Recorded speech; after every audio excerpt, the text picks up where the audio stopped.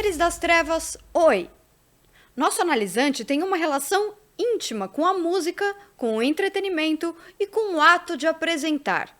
Com um histórico que vai de TV a rádio, passando por boas notícias em podcasts, ele é o crush e a voz de uma geração. Bem-vindo, Edgar Piccoli!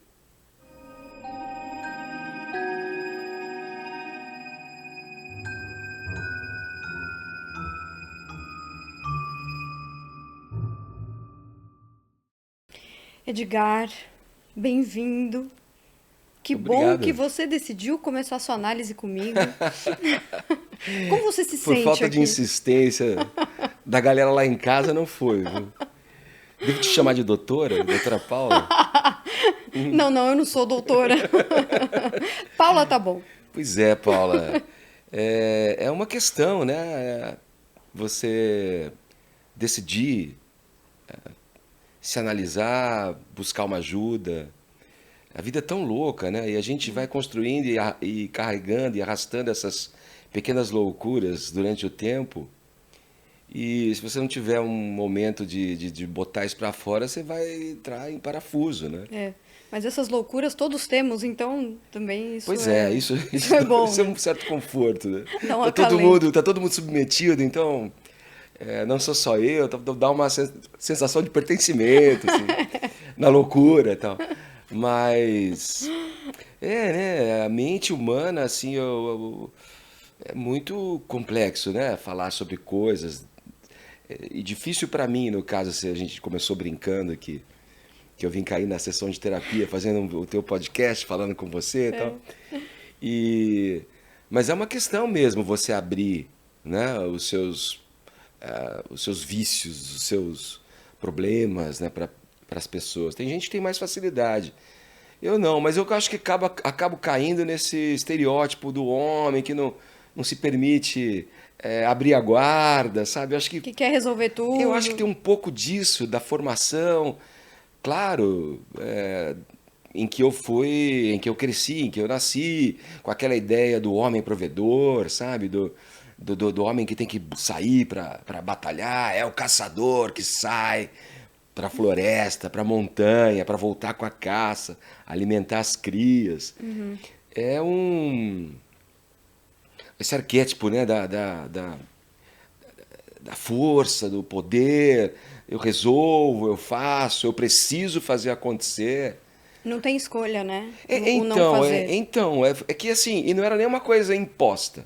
Era um modelo difundido no silêncio. E aí você introjetava aquilo e, e hoje em dia essa coisa da desconstrução que se fala tanto, né? Do ser masculino, né? Da sensibilização, desse bruto, ela vem carregada de uma proposta de você refletir mesmo. Só que muitas vezes é difícil isso, você mudar um padrão, mas é libertador também, né? É, porque, Puxa, porque muitas vezes também tem aquela questão.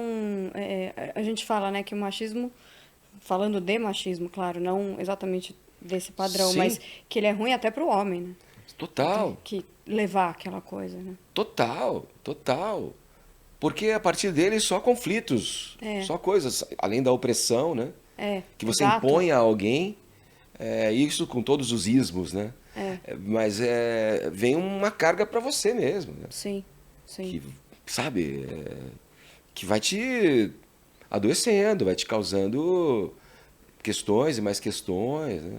E quando você acha que você se tornou esse homem provedor, é, que entendeu que ia ser essa pessoa que buscava, que ia atrás, que fazia acontecer? Cê- Puxa, então, desde sempre, na verdade. Quando eu sou de Campinas e venho de uma família, minha mãe funcionária pública, meu pai comerciante,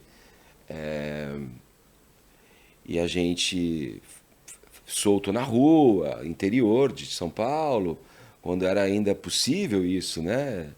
Que não estava restrito aos muros dos condomínios, né? Então Sim, era todo mundo na rua, toda classe social ali, amigos de várias classes sociais, era uma coisa muito democrática mesmo. Até tarde na rua, para a mãe chamar, olha, agora chega, acabou, né? Mas sempre teve essa ideia era como era, não tinha uma escolha, assim. Não se Vai contestava. aprender um ofício, vai trabalhar, vai cuidar da tua vida, vai se tornar autônomo, independente. Eu acho que tem essa ideia até hoje. Só que naquela época vinha a partir de um modelo onde esse homem era o provedor, a mulher era guardada um lugar em casa de cuidar da casa. Era um padrão assim que não vou nem entrar na questão de se funcionava ou não, era justo ou não, Sim. mas era assim que era Sim. assim que a coisa acontecia. E a gente ia também se fortalecendo nessa ideia.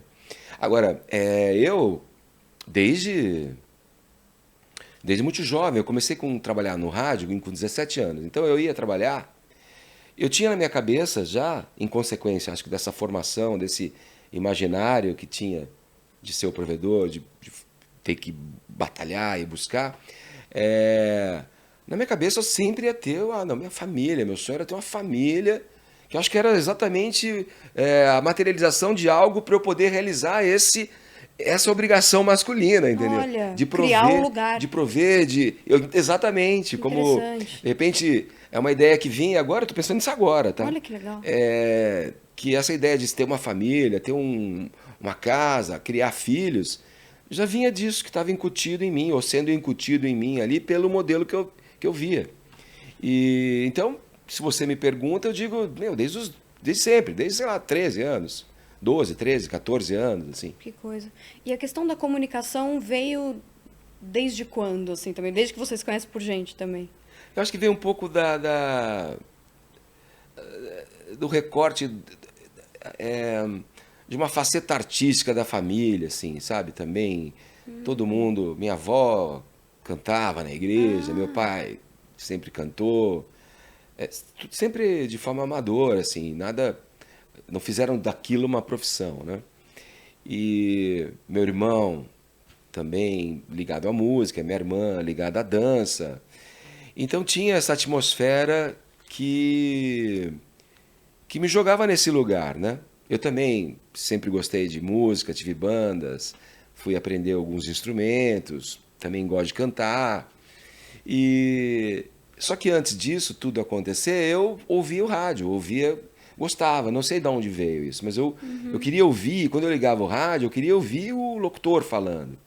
Não era a música que eu Olha. buscava no rádio, porque a música tinha lá os vinis do meu irmão mais velho, do meu tio mais novo, então eu ia sempre lá sacando, o que é isso? Nossa, Bob Marley, deixa eu conhecer isso aqui. E aí a coisa foi indo nesse modelo, até que eu comecei a, inconscientemente, de brincadeira mesmo, minha brincadeira era me gravar. Então essa história até parece o Dia da Marmota, porque eu conto ela várias vezes, porque as pessoas me perguntam como é que eu me interessei por isso e Sim. tal. Então eu gravava o som ambiente num 3 em 1 que eu tinha no quarto. Eu tinha um quarto que eu dividia com meu irmão. E eu punha ou um disco ou uma fita no 3 em 1 para rodar e gravava o som do ambiente com um gravadorzinho portátil, em que eu punha uma outra fita cassete ali nele, dava o play rec e começava a falar em cima da música que estava tocando no rádio. Então ali eu criava um universo, a minha própria rádio, com os meus testemunhais, os anúncios, eu inventava, escrevia Que os anúncios interessante. e apresentava as músicas e tal. E quando eu não estava fazendo isso, eu estava fazendo umas tractanas na antena para pegar as rádios daqui de São Paulo, porque eu queria ouvir os melhores locutores, porque na minha cabeça os melhores estavam na capital. Então você vê como você já vai criando uma imagem e se vendo nela e minha vida se revelou totalmente nisso, né? Aí eu entrei no rádio lá em Campinas, depois disso, já aí com 17 anos, trabalhando como operador de áudio, através de uma circunstância também de rua, que eu conheci um garoto que era filho do diretor comercial da rádio. Uma coisa leva a outra, é Uma muito coisa leva a louco, né? outra, aí eu disse pra ele que o que eu fazia, essas brincadeiras, mostrava as gravações pra ele. Ele falou, pô, tipo, locutor ainda acho que, mas você pode começar no rádio.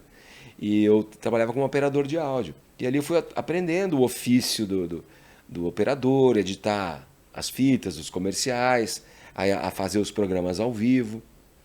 Até que a rádio foi mudar o esquema do locutor também operar, e eu comecei a treinar, como eu queria. Ah, você não quer treinar? Aí a gente vai precisar de locutores e tal. Aí comecei a treinar de madrugada, então eu tinha um horário de operador nas manhãs, entrava às 7, saía 1 da tarde, e eu fazia o treino de locução das 4 da manhã às 7 da manhã.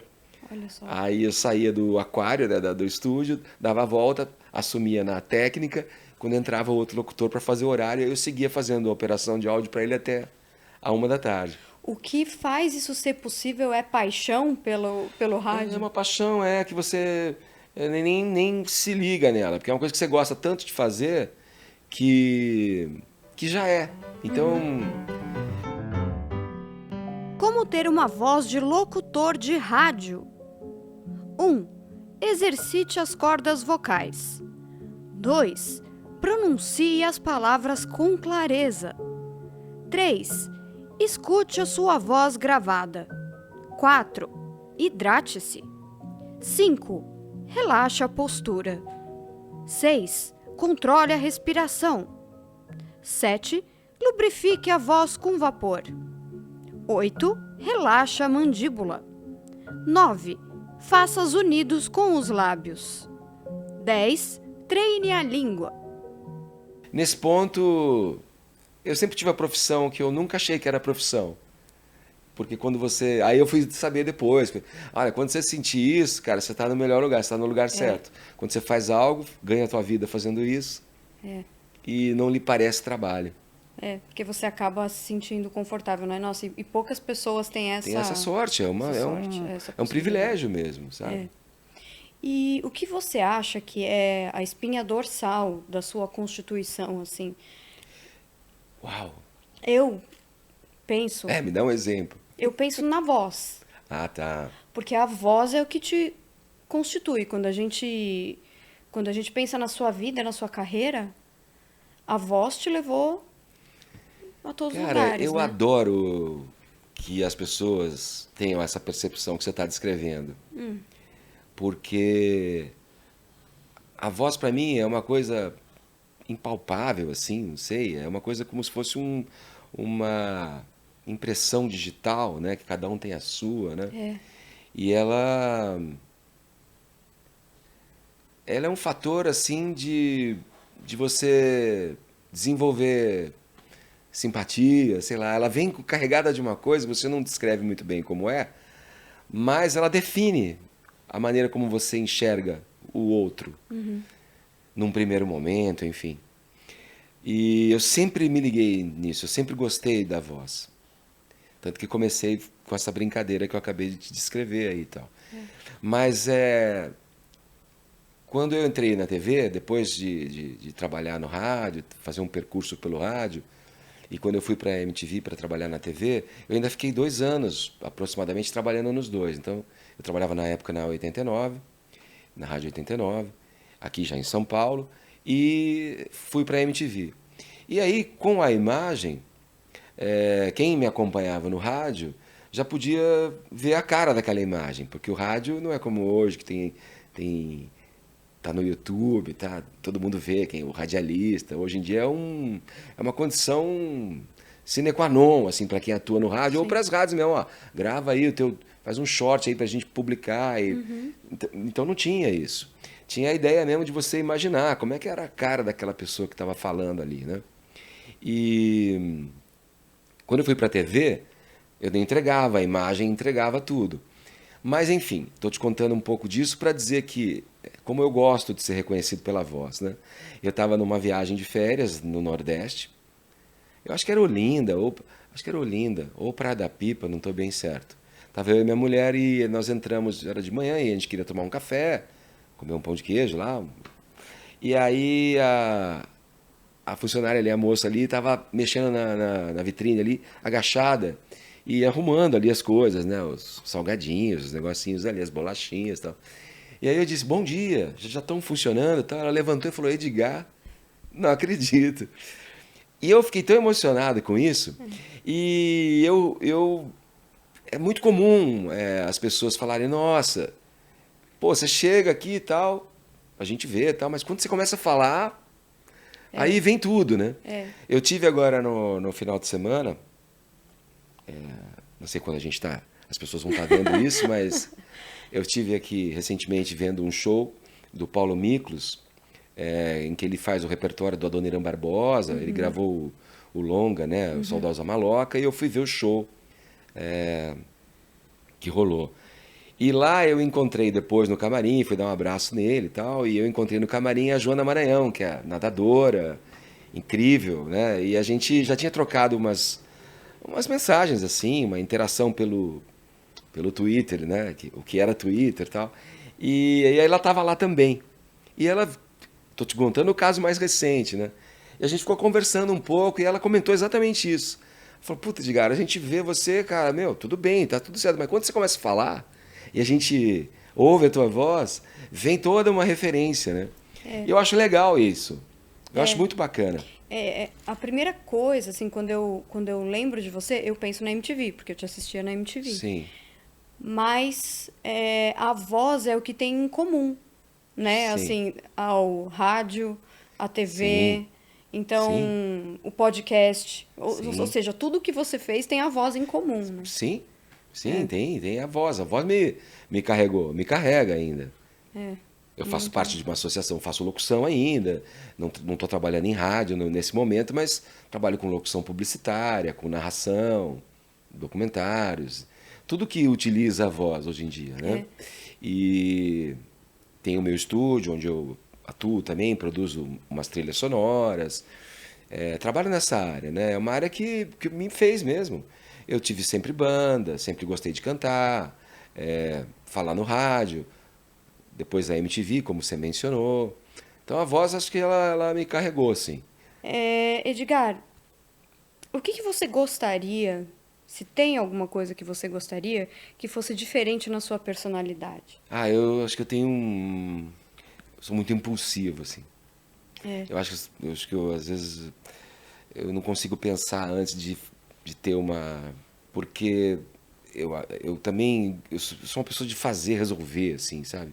É uma característica que eu acompanho em mim de um tempo já bem longo, né? Eu gosto de resolver, assim, tem uma questão, se alguém diz alguma coisa, eu já acho que é comigo, eu preciso resolver, peraí. Eu já vou, não, peraí, sei lá. Mas isso também é muito bom, porque você faz as coisas, né? Então, mas o equilíbrio é a solução para o mundo, né? E eu acho que esse equilíbrio eu não, ainda em momentos que eu não consigo ainda, sabe? Então isso eu melhoraria em mim. Entendi. Essa impulsividade, assim, essa reação impensada, assim. Entendi. E eu acho que talvez indo no mesmo caminho, eu quero te perguntar qual você acha que foi o maior desafio da sua carreira até hoje? Puxa, foram assim, de acordo com cada momento, né? O começo no rádio, quando você vai vendo as chavinhas irem virando, assim, sabe? Quando eu saí da operação, bom, primeiro aprender o ofício, saber operar uma mesa de som. Porque não é fácil, né? Eu fiz locução também, e aí eu lembro daquela coisa de mexer na mesa. Tem muita coisa. E você fazer as conexões para ouvir, vai entrar uma externa, o locutor está na viatura da rádio, vai fazer uma entrada. Você tem que estar muito ligado, você tem que estar muito concentrado, ligado né? com tudo que está acontecendo, não deixa a peteca cair, não pode ficar buraco, né? Buraco é quando você deixa em branco, acabou a música. Tem E que a ter rádio outra, não né? pode ter um segundo. Não, porque parece uma eternidade, né? É. E, então esse foi um desafio. Depois o desafio de aprender a dinâmica de fazer locução e tal. Aí outros desafios. Entrei na MTV, uma das questões que os produtores, os diretores que me acompanhavam naquele momento em que eu estava me formando ali, e o que eles me diziam era assim, Edgar, aqui tem a imagem, você pode se utilizar dela também. Fala mais devagar, eu estava com o vício da dinâmica do rádio, FM, você falar com aquela cadência, né, seguindo o ritmo da música e tal. E lá não, porque a gente gravava um segmento e depois o clipe entrava, né? A gente não falava em cima do videoclipe, como no rádio, a gente falava em cima das introduções musicais algumas vezes, né? E também foi um outro desafio.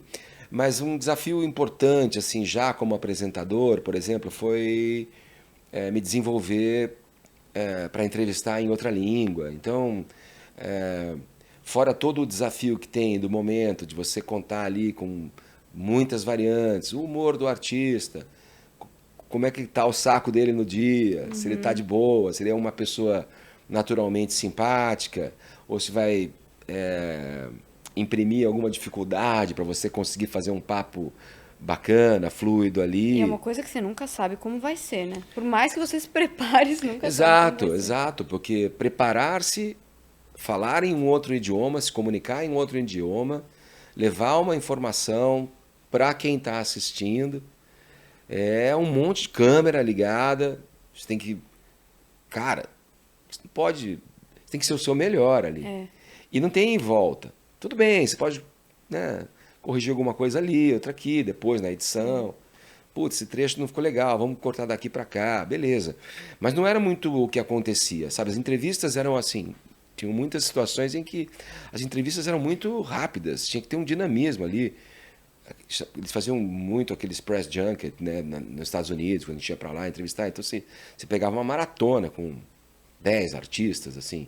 E eu fiz uma série dessa, por exemplo, que foi quando eu entrevistei o Ozzy Osbourne, e tinha o Ozzy e tinha a Mandy Moore, que era uma garotinha Nossa. que fazia músicas tipo pré-Britney, Nossa, assim. sim, assim. É, eu Também lembro. acho que Ela tinha é feito o atriz clube do. agora, né? Também tinha feito o clube do Mickey. Eu acho que tinha umas histórias assim. Então, cara, imagina você preparar 10 pautas.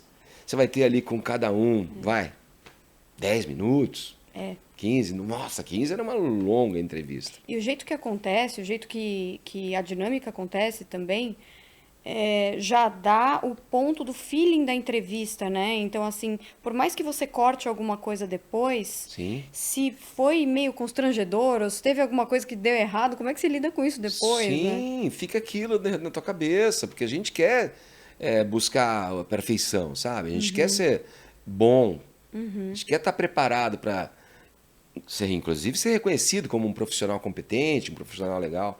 E a tua cara tá ali, cara. Exposição maior, não tem, né? Hoje tem. Hoje Com tem. todas as câmeras e mídias sociais e tal. Que na época ainda era um projeto, né, não existia ainda quando eu comecei na MTV, no início dos anos 90 e tal. Mas foram vários desafios, sabe? E por que o entretenimento?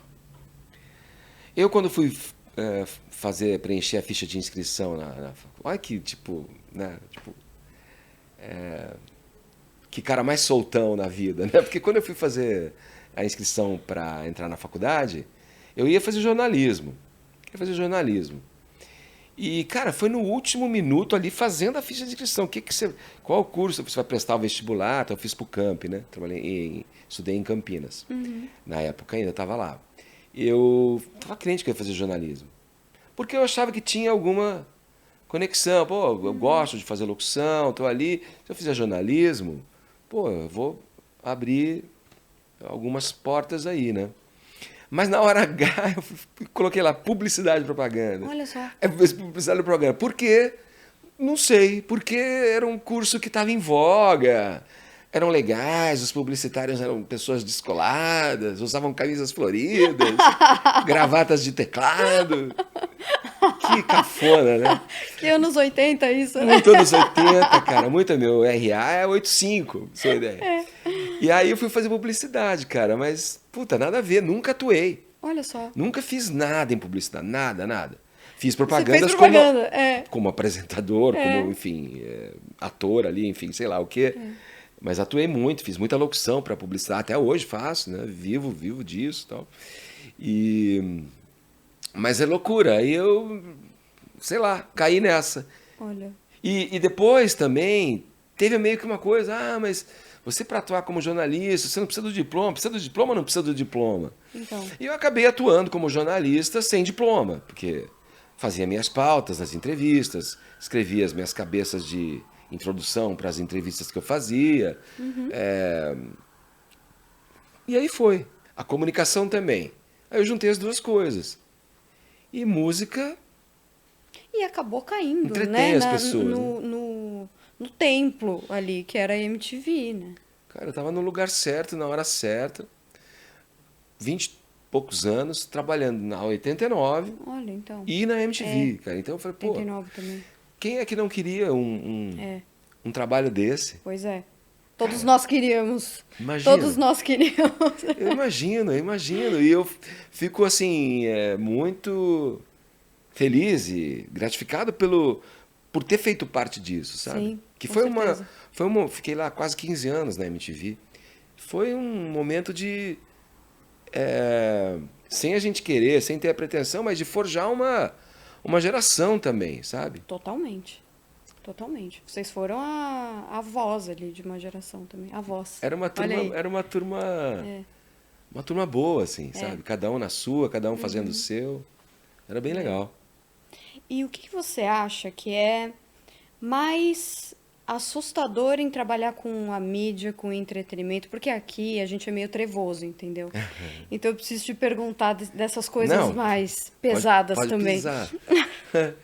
É perigoso, assim, você diz? Mais denso, Mais talvez, em trabalhar denso. com mídia. Bom, a exposição. Isso é chato? Dependendo de onde você tá, na MTV era um paraíso, né? A gente participava era um nicho, era uma juventude querendo aprender, ávida por conhecimento, por se inserir num mundo caótico já, mas e eu acho que nesse ponto a gente colaborou para que o jovem não se sentisse um estúpido, um idiota, sabe? Nem sozinho. Porque nem sozinho. E a gente começou a olhar para o jovem com um devido olhar, assim, até porque éramos nós olhando para nós mesmos, né? E então foi muito boa essa exposição. No caso da MTV era só positivo. Depois trabalhei no rádio, trabalhei uma época recentemente na Jovem Pan, num programa que de início ele era um programa de entretenimento também, falávamos de música, cinema, teatro, televisão, enfim. E então eram manhãs assim sorridentes, leves, tal. Depois a coisa foi enveredando para um lado político, num Brasil polarizado.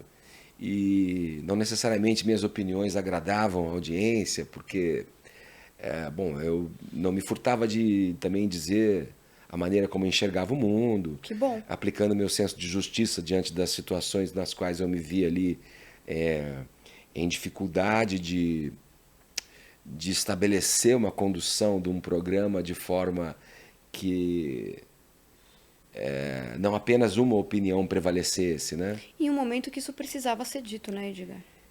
Pois é, pois é. É um preço alto para mim, né? Que estava acostumado a ser, pô, amado pelas pessoas, essa geração toda, né? Era só coisa boa, né? Só positividade. E aí começou a vir uma carga pesada também, sabe? Mas eu sempre enfrentei também nessa onda. Eu acho que o lado bom, talvez, de pensar naquela coisa do levanta, sacode a poeira, dá a volta por cima, o homem que vai e que tem que ter força. Eu acho que isso nesse momento me ajudou, porque era eu cuidando ali das coisas para minha família, enfim. Mas não foi fácil, porque era muito ataque nas redes sociais, na rua, às vezes. Você tá ali, pô, tomando um café, um chá com a tua mulher, vem alguém, fala Na alguma rua coisa. até? Poucas vezes, sabe, assim. É porque geralmente quando acontece alguma coisa assim na internet, né, uma coisa pelo menos que eu ouço muito dos meus amigos, inclusive, que trabalham muito com internet, quando tem hate na internet, um deles, inclusive, me deu um conselho maravilhoso, que é, se você tem um problema na internet, vai pra rua. Você vai ver que tudo continua igual. Ah, Mas aí- total. Só que eu acho Total. que... Isso foi, esse tipo de visão, não exatamente dessa forma, foi o que me deu força, sabe? Porque eu tava ali metido, com certeza, no que hoje chamam de um burnout. Eu tava ali, sabe, estressado. Eu ia dormir com o coração disparado. Deitava na cama e eu falava, puta, meu coração Não, tá... então, foi a Caramba, decisão bicho. certa, né? Foi Encerrar, no período porque- certo, na hora certa. O que me deixa feliz, assim, é de saber que eu consegui ser eu mesmo ali, Sim. levar a minha verdade ali, não como a verdade a ser seguida, mas a minha verdade. Exato. E, e pensar que, exatamente, é uma fração tão pequena diante de um mundo tão maior que isso me dava um alento ali, me dava uma apaziguada, porque eu falava, cara, parece muito, nossa, muita gente, olha. Mas não era, na Mas é uma verdade. coisa de momento também, porque aí você É, olha toda a sua carreira, toda a é, sua vida, é. tudo. Olha, muitas pessoas, depois disso, depois do desfecho total, e do que a própria história viva ali do dia a dia, porque jornalismo você vai carregando uma notícia, ela tem um prazo de validade, né? Sim. Então, aconteceu uma coisa, ela se retroalimenta durante um tempo, aí aquilo lá teve ou um desfecho, ou não teve desfecho, mas ela vai ficando esquecida e entra outra, surge outra, e um pouco isso. O noticiário é isso, né? É, e, e aí eu sacava que as coisas. Exatamente isso na prática. Você saia pra rua, vê que o mundo real, tudo ok, tudo certo. E muita gente depois dessa revelação toda do que foi o governo passado, e, enfim, se posicionavam para mim mesmo ali nas mídias sociais, no Instagram, no Twitter e tal, dizendo, puta, Edgar, meu, cara, eu vim aqui para me desculpar com você, cara. Na época, te falei coisas, te mandei, eu nem sabia quem era, não identificava ninguém, porque aquilo é uma massa cinzenta ali, né? E aí eu falei, puta, cara, nada como um dia atrás do outro, tá? Não teve gente que te agradeceu também, não? Isso, obrigado por você ter alertado para aquilo. Eu não concordava, mas depois eu vi que. Mas até quem e- concordava já deve ter ah, ficado, nossa, que bom, sim, né? sim, puta, ainda bem que você está aí É. falando o que você pensa e dividindo com a gente também uma voz, um posicionamento, um ideal de mundo, uma ideia de Porque isso é, convivência comunitária, isso sei é tão lá. importante, Edgar, É, sabe? claro. Ter Eu alguém acho. que fale, a gente precisa Eu discutir as acho, coisas, a eu gente precisa acho, falar eu sobre as acho. coisas, né? Tive muita solidariedade também, sabe? De É. pessoas que se identificavam com aquilo que eu dizia. Falavam, pô, você não está sozinho, é isso mesmo. As coisas não são só preto no branco e, sabe, uma coisa de você. Tem nuances muito mais complexas, né? Nas coisas, né? E. Mas aí passou, cara, sabe? Aí eu Sim, comecei a fazer o meu trabalho, segui no trabalho do meu estúdio, com as minhas locuções, fazendo meu em trabalho. paz. Em paz, exato, apaziguado É, ali, sabe? é, que Hoje bom. eu me arranho todo podando a ceroleira da minha casa, do meu. Tô todo arranhado. Ó, tem umas, tem umas plantas aí atrás. Posso fazer uma poda Ajuda a aqui. gente. Exato. Edgar, agora eu quero entrar no seu inconsciente, Uau. tá? Então, eu quero te perguntar, pra isso, né? Eu quero te perguntar de sonhos Uhum, e pesadelos. Já que a gente falou dessa sei. fase ruim que você deitava e ficava meio mal. Você chegava a ter pesadelo ou sonhos Olha, pesadelo não muito eu bons? tenho, assim. É muito raro eu lembrar, tem sido muito raro. Tenho trabalhado para lembrar mais dos sonhos também, feito meio que uma programação para poder lembrar dos sonhos e tal. Nunca fui de anotar muitos sonhos, né? E falam que é muito importante você Eu também não anotar, né? anoto. Olha que eu sou Porque psicanalista e eu você não anoto. esquece, né? E esquece muito rápido, né? Mas eu tenho alguns. Eu não sei se a gente. Você me falou que a gente vai falar de algumas fobias e A tal. gente vai. Então, já incluo essa fobia no pesadelo ou seguro um pouco ela ainda? Pode incluir aí depois Tá, a ver o gente que continua. acontece. É. Eu tenho morro de medo de altura, assim, mas é um medo de Ah, altura que não é um medo. Eu viajo de avião numa boa. Mas se eu tenho uma referência de uma janela, de uma sacada de um prédio, por exemplo, eu morro de medo daquilo. Eu olha. morro de medo. Eu tenho, assim, me dá uma vertigem, assim, dá um frio na barriga. E eu preciso me controlar. Fala, não, peraí, olha aí direito, vai, pô, qual é que é? Naquela ideia do o Vai, homem não pode vai. fraquejar. Eu me desafio, o que eu quero dizer é isso. Mas eu, cara, não tem jeito. Então, mas eu olho da janela do avião, eu vejo lá o rio, a cidade, pô, chegando, né? As montanhas. Tudo bem. Mas se eu tô num lugar assim, que é alto, tem uma referência assim, fala, nossa, eu já me imagino, sei lá, caindo, pulando, sei lá, me dá uma loucura. Hoje é mais controlado isso. Mas é uma coisa que me enche o saco, assim. Então, às vezes que eu ia dormir, eu tinha essa pira. Acho que nem era um sonho ainda, que se transformaria num pesadelo. Mas eu ia dormir, nossa, não me deixava em paz esse pensamento. Altura, altura, altura. Não Olha imaginava. só. Isso deve ter uma Nessa explicação. fase ruim, assim, nessa fase difícil. Olha, Foi durante essa fase que era pior, assim? mais especialmente sim. Olha, Mas não apenas. entendi. Talvez você já esteja na tua cabeça aí pensando, olha, isso tem a ver com isso pode ser aquilo, isso... Tem a ver com perda de poder, né? Olha, olha que curioso.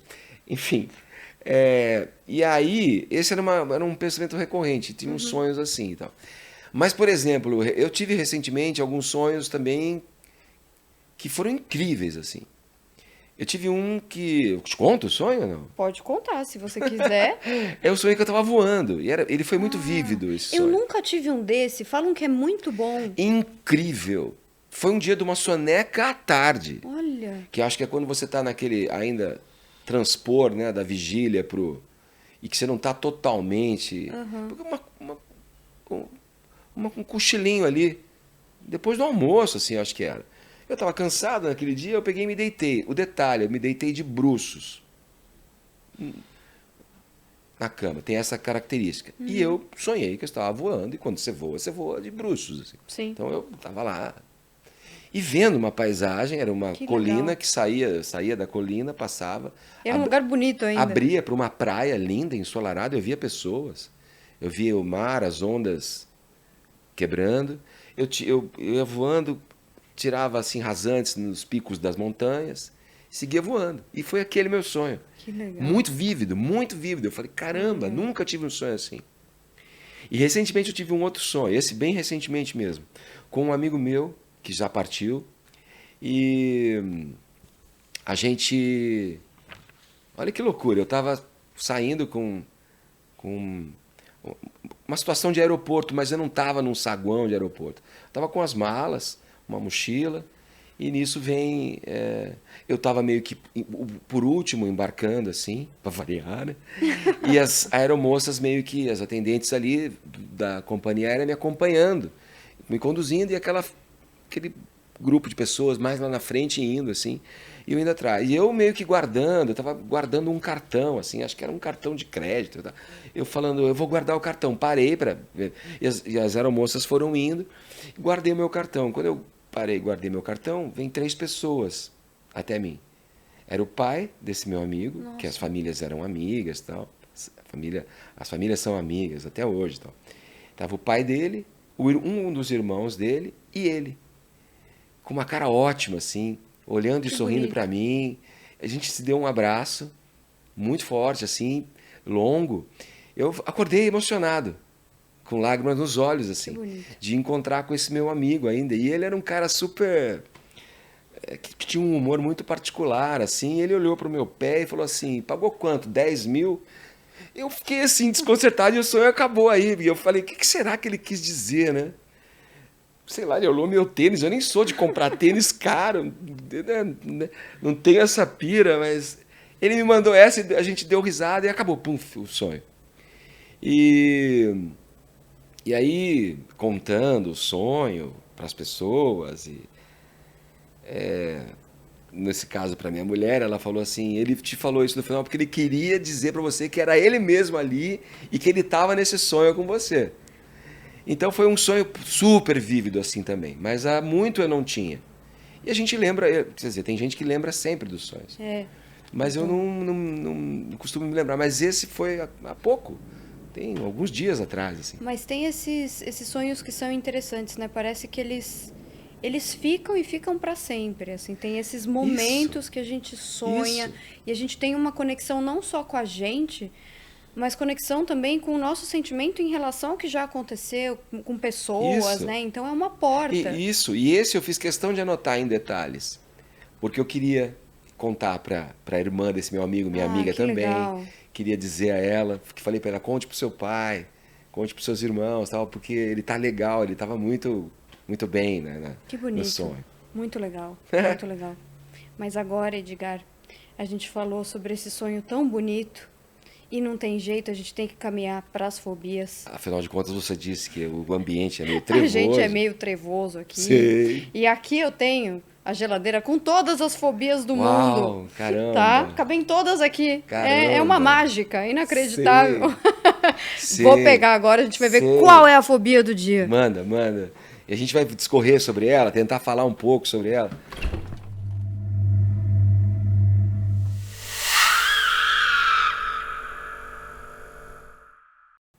Bom, vamos ver o que sai daí. Glossofobia, nem sei o que é isso. Glossofobia. Glossofobia é medo de falar em público. Essa não é uma que você tem, né? Olha, é diferente. Eu não tenho mesmo, assim, se eu tô seguro do que eu vou falar, ou se eu tô improvisando e falando com o coração, eu me permito, eu realmente não sinto fobia. Mas é diferente, sabe? Muitas pessoas acham, você vai lá, fala na plateia e tudo bem. É diferente de falar no rádio e falar na televisão, né? São situações em que o estúdio você tem lá a equipe, tudo bem, você tem um câmera, outro câmera, tem o cara do áudio, o cara da luz, a cena tá ali e tal. Você pega e fala, mas é um grupo ali de pessoas que se você tem uma gravação recorrente, você cria intimidade. Então você entra, tem brincadeira, então você já tá à vontade, tá em casa mesmo, né? No rádio, mesma coisa. No rádio você... tudo bem, por mais que tenha a imagem hoje, você está falando ali com uma câmera, está falando com um microfone ali e tal. E imaginando a pessoa que está do outro lado ouvindo. Então. Mas em público não, né? É uma coisa meio do teatro. Coisa né? meio professor, A diferença né? do cinema para o teatro, né? Porque o cinema você faz com tempo, demorado, com calma, pensa, trabalha. O teatro, porra, é tudo ali. A flor da pele, reação da plateia na hora. Então, falar em público é meio isso. Mas você já foi tímido? Em algum momento, assim? Olha, ele nunca me atrapalhou, assim, mas eu sempre me considerei tímido. Eu nunca era o cara atirado que ia e se apresentava para conquistar uma namorada. Tinham amigos muito mais descolados e desenvoltos que eu, assim. Eu ficava até... Era uma coisa que me falava, pô, caramba, por que eu não tenho coragem? Era talvez o medo do toco, tomou um fora. Você entendeu? Da rejeição, né? Então eu não vou, porque aí eu não tenho a frustração e a angústia. Então eu vou ficar aqui no meu quietinho, sofrendo calado. Né? Eu me lembro de uma vez, quando eu tava com uma gripe, quando criança, minha mãe me levou na farmácia de bairro. E aí, quando eu entrei naquela salinha de injeção, o farmacêutico, o seu Alcides, me lembro até hoje o nome dele. Ele pegou, começou a preparar a seringa, aquela puta agulha enorme. E eu olhando aquilo, fobia total, medo de injeção, picada e tal. Eu armei um puta berreiro, fiquei muito, muito assustado com aquilo. Mas eu fiz um escândalo e minha mãe ali tentando contornar a situação e aquela agulha na minha frente e o seu Alcides vindo com a agulha, eu dei um chute nele e saí correndo. E falei, não vou tomar. Minha mãe, envergonhada, saiu, voltamos para casa. Ela foi me passando um sermão até a gente chegar em casa. Mexeu com os meus brilhos, falou, como pode? É uma injeção, você precisa para sarar.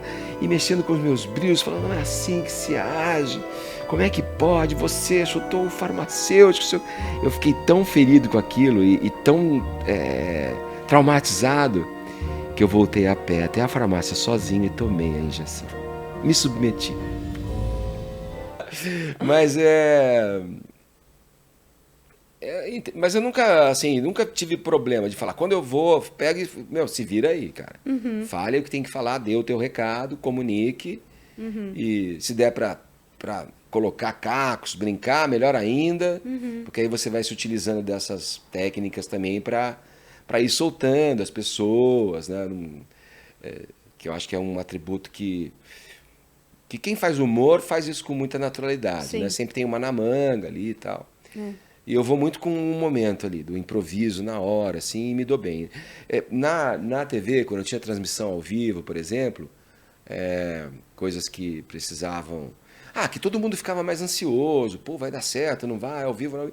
Cara, eu ficava tranquilo e as pessoas me falavam, cara, como é que você consegue, cara? Porque tem essa coisa de produtores já pôr aquela pilha, né? Tipo, produtor tem que ser pilhado, né? Parece que tem uma obrigação de ser pilhado. Aí você não sabe se é por insegurança ou se por, sei lá, porque tem que ser mesmo, né? Tem que fazer as coisas acontecerem e tal.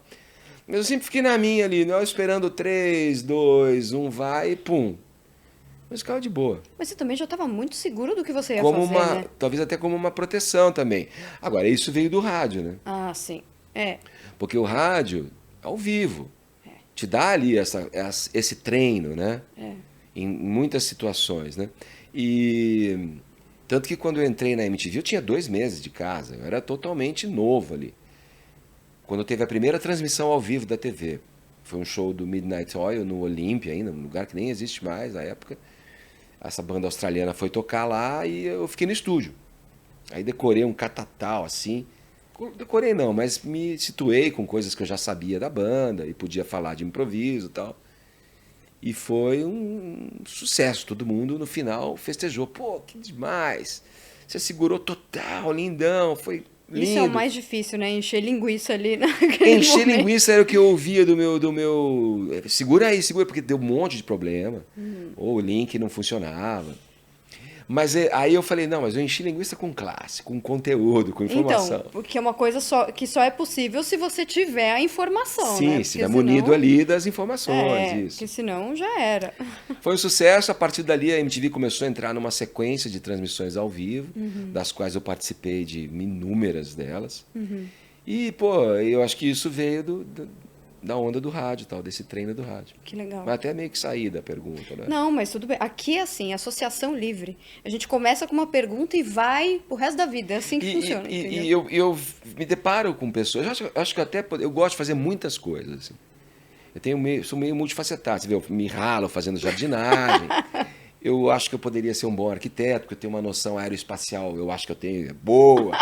Eu acho que eu tenho um bom gosto, eu olho uma coisa e falo, puta, que legal isso, olha isso aqui com aquilo e tal. Eu também sou metido nesse ponto, né, de se achar, De né? fazer um Eu milhão de posso coisas. fazer, muitas coisas eu vejo e falo, pô, isso aí eu poderia fazer, cara. Eu acho que eu poderia ser um bom advogado, eu acho que o meu senso de justiça, ele meio que se... Ele meio que se alinha com o senso de justiça absoluto. É pretensão, né? Mas Isso tá ótimo. Isso é análise cara, mas também, né? então isso pode ser uma coisa meio de autoestima, né? Também, né? Botar fé no teu taco ali, Cara, sei Mas lá. isso é bom, não é? Se acreditar em você, ser confiante naquilo que você faz, isso é ótimo. Sim, total. Então, por exemplo, eu tô te falando isso porque eu acho que eu poderia também ser um. Essa palavra é horrível, né? Hoje em dia está desgastada, essa coisa de coaching, né? Eu poderia fazer coaching para as pessoas falarem em público, falarem para a câmera. Mas eu não sei lá também, eu como taurino, eu acho, não, tudo bem, fica aí na tua, fica de boa. Você Vai dar um gostaria? puta trabalho, então não. Então, gostaria de ser professora, assim, de Eu ensinar acho que as eu pessoas? acho que eu teria coisas para ensinar, assim, muito mais de uma vivência empírica do que de uma coisa Ah, acadêmica, mas sei isso é lá. melhor. É É, melhor a então. prática do que a teoria, não é? Então, porque tudo bem, você pode aprimorar depois com o que a academia te traz, tal. Por isso que tem as vocações, né? Sim. As vocações são direcionadas e elas quando congruem para uma coisa que você já gosta, tem aptidão e faz aquilo a tua vida, a tua profissão, tanto melhor, né? Mas eu acho que eu poderia, assim, ajudar pessoas nesse sentido. Olha aí, eu acho que é uma boa, hein? Pensa sobre isso, Edgar. Vou pensar sobre Pensa isso. sobre isso. Vou pensar sobre isso. E me fala, teve alguma fobia que você já ouviu falar, assim, que você acha muito curiosa, muito interessante, que não necessariamente seja a sua, mas que você já tenha ouvido falar? Pera, tem, com certeza, mas teve coisas estranhas, assim, que eu já ouvi. Ahn, Tem aquele rangido da unha, né, no isopor, Tem tipo quadro negro também, quadro né? negro, isso, aquele rangido, por exemplo. Isso seria fobia ou aflição? Eu acho que é É aflição, mais uma aflição, né? porque fobia é um medo irracional Medo irracional. de alguma coisa. Então você falou do seu medo de altura, É, que aí é irracional, né? é irracional. É. É irracional. Mas quer ver? Putz, deixa eu ver. Essas coisas não valem, né? Barata, Ah, rato. vale. Vale. Vale. Mas não são tão estranhas, né? Acho que são muito comuns até, São né? comuns, Muito comuns, né? Mas a Esses barata, por bichos exemplo, não vai escrotos fazer que dão nada, uma... né? Não vai fazer nada, Né, mas vai voar em tem cima de medo. você, né? Tipo, Mas não vai causar nenhum problema. Não, se bem que eu ouvi que barata morde, sabia? nossa, sério? Sério, eu também tenho fobia de barata. Eu ouvi que barata morde. Além de tudo, além de Cara, voar em cima de barata... você, ainda pode te morder. Esses bichos são os sobreviventes, né, cara? Porque eles... Cara, você pensa o rato, coitado, né, do rato, cara. Ele... Todo mundo é contra ele. Não tem quem seja a favor de um rato. Você não vai ver um ratinho e falar assim, ratinho, por Mas favor. você só é a favor Você vai do querer hamster, tacar né? uma... Chinchila. Então, mas hamster. isso aí também... Não gosta. Não, né? Eu já tive hamster, então não posso falar. Mas, Não. mas rato, eu também não tenho nada contra, mas não é legal achar um. Pois Você não fica feliz, aquele né? rabo pelado, aquele corpo meio sujo, meio molhado, Ratazana também Ratazana. é pior ainda, né? Que engraçado essa conversa. É pior Puta, eu vou ainda. tentar, vou lembrar uma fobia, assim, vou tentar, Tá. no decorrer aqui, lembrar, e se me ocorrer eu te falo. Tá. E agora, assim, pensando na sua carreira, na sua vida, qual você acha que foi a maior conquista até hoje? Puxa, eu acho que é o conjunto da obra, né? Pô, trabalhar na MTV foi uma conquista, assim.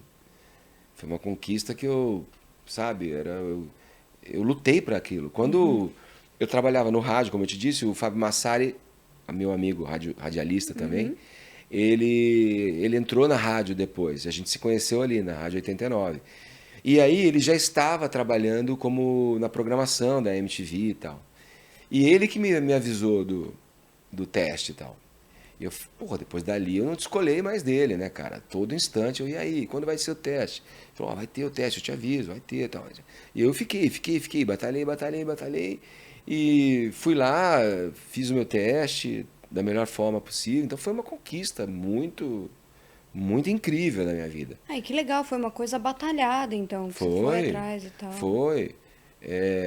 E ter sido escolhido foi um presente, assim, um prêmio que não poderia imaginar que eu fosse estar naquele momento da minha vida, fazendo aquilo que eu mais gostava, e vivendo daquilo, ganhando grana, sabe? Fazendo daquilo a minha profissão e tal. E como você vê o futuro da sua profissão? Olha, tá um pouco complexo, viu? Acho que vou ter que começar a arriscar nas minhas outras habilidades, né? Ser Jardineiro, coach. arquiteto informal, coaching de apresentadores, para se falar em público. Porque eu acho que, por exemplo, agora com a inteligência artificial, a gente estava até comentando aqui, né? Locução é uma coisa que está meio que assustando, assim. É um mercado que eu não sei muito bem ainda o que eu vou poder fazer a partir da introdução da inteligência artificial para vozes. Você vê, no segmento de dublagens, assim, tá muito perfeito, assim, tá muito ok. Não é mais aquela voz robotizada, que fria, sem inflexões, que você ouve. Eu já participei de um treinamento de um software para isso. Não sei, talvez seja isso. A gente passe agora a ser um provedor de vozes para serem treinadas, para que quem compra e paga a tua voz inclua o texto que queira dizer e comunicar, e aí a tua voz vai falar aquilo. Agora, tem um debate muito interessante acontecendo, e assim deve ser, para preservar direitos conexos, direitos de uso de imagem e de voz. Até por isso Que teve a greve dos roteiristas, né? E Isso, tudo exatamente. Eu faço parte de uma associação, que é o Clube da Voz, que é uma associação de locutores, né? Você tem um site com os perfis lá, e cada um com um pouco dos uma amostra dos seus trabalhos e tal. E existe um debate muito presente assim em relação a esse tema, de como a lei vai nos proteger, porque a Constituição ela já nos protege de alguma forma com essa coisa da cessão de direitos, né, os direitos conexos aos usos de voz, como eu disse, e imagem e tal. Mas isso precisa ficar muito claro a partir de agora nos contratos, porque existem situações em que as pessoas podem roubar a tua voz, treinar um software e se utilizar dela para ganhar dinheiro em cima da tua voz. É. Então você vê, né? É uma crise que é uma coisa que agrava também, de alguma maneira, uma crise de identidade humana, né? Que a gente pode estar vivendo, né? Ninguém mais é trabalhado na sua identidade única, pessoal. Tá tudo meio que, de alguma forma, as coisas vieram acontecendo, né? Na sociedade como um todo, para te jogar nisso, né? Se você for pensar, a moda nada mais é do que isso. Ah, então, ó, é legal agora a camiseta, calça jeans. Ó, vamos todos usar calça jeans. Então tem a calça de tecido que era feita por um alfaiate. Então, cada calça de um jeito, uma com um corte, outra com outro, sob medida. Essa coisa do sob medida, né? São coisas que vêm para, parece que transformar em padrões, né? O que era identidade própria, assim, né? E não é diferente com isso que está acontecendo, né? Porque a identidade sonora de uma voz que carrega toda uma personalidade, um jeito de ser, remete a um pensamento, como a gente falou um pouco no início da conversa aqui, né? Você falou daquela coisa da voz, da identidade da voz e tal.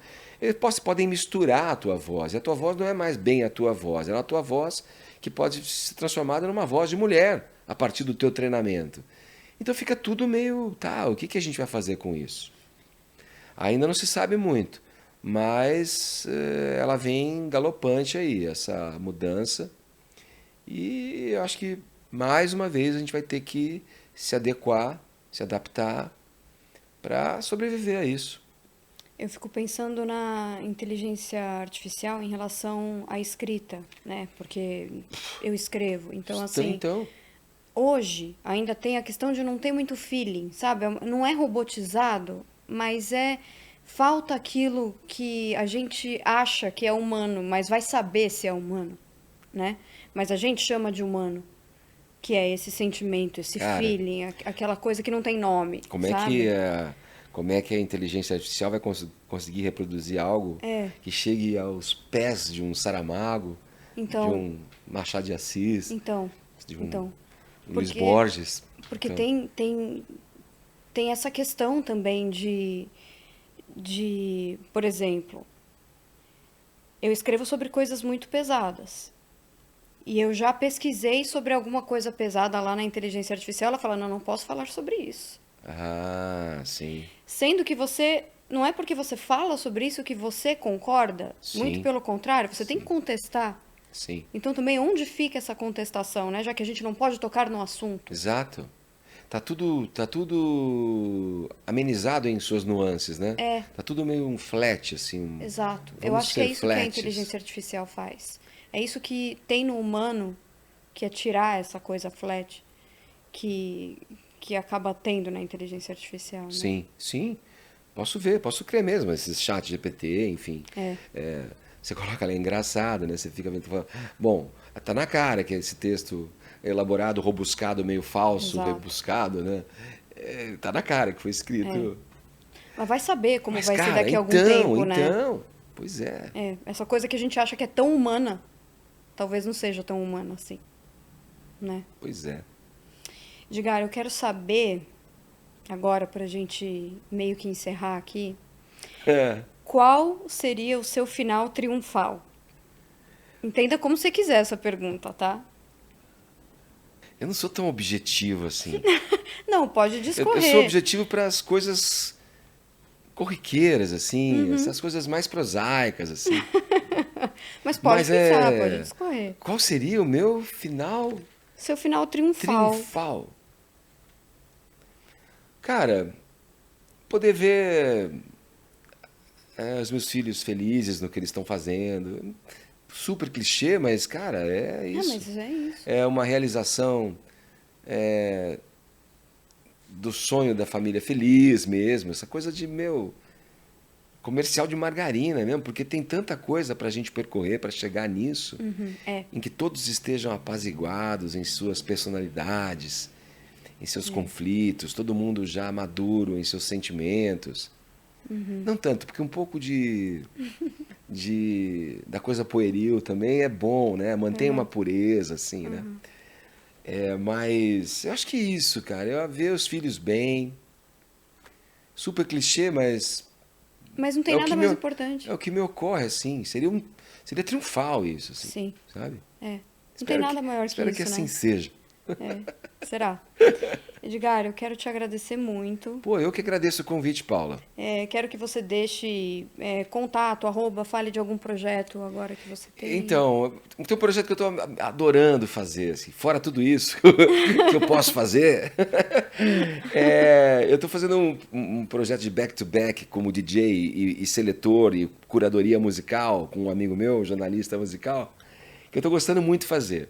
E então, cara, vira e mexe as pessoas pedem para fazer, sabe? Em bar, em clube, em festa. Que legal. Eu tô gostando de fazer isso. A gente faz assim junto, uma programação adequada para a situação e faz isso. Eu, além da locução, eu trabalho em projetos corporativos, de apresentação de eventos corporativos. É uma coisa que eu faço. É o meu momento dentro da comunicação. Não vejo muito por onde ainda voltar a fazer algo no rádio. Já recebi uns convites, mas não achei que seria o momento e a situação mais correta, mais certa, onde eu me encaixaria legal. Mas é isso. Eu tenho me realizado muito com o que eu fiz e com o que ainda gera para mim de oportunidades profissionais, isso que eu fiz.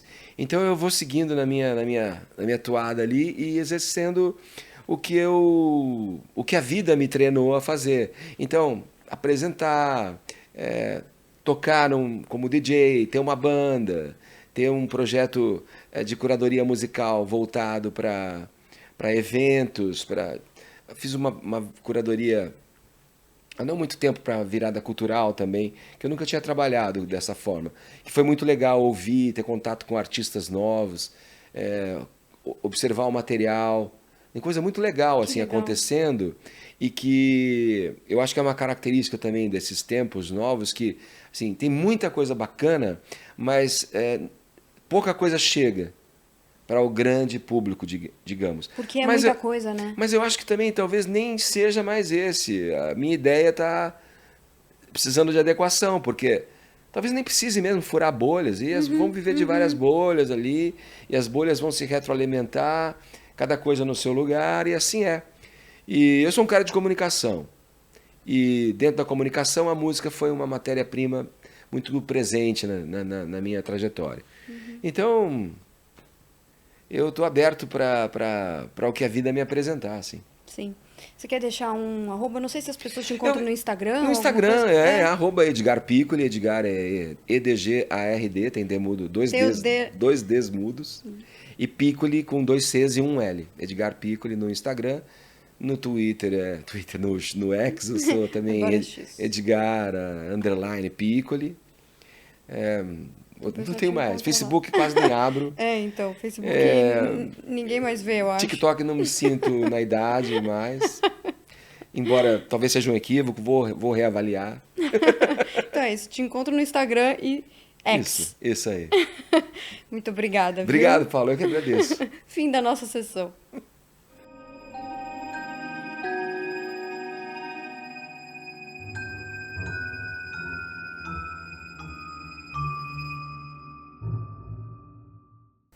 Seres das trevas, tchau!